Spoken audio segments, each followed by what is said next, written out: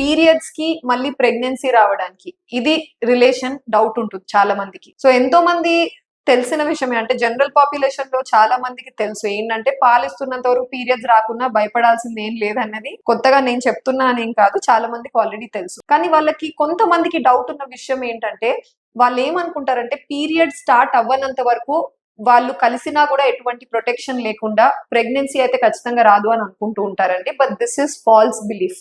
అంటే లేడీకి period start కాకపోయినా కూడా మీ బాడీలో ఎగ్ పెరిగి రిలీజ్ అయ్యే ఛాన్సెస్ ఉన్నాయి.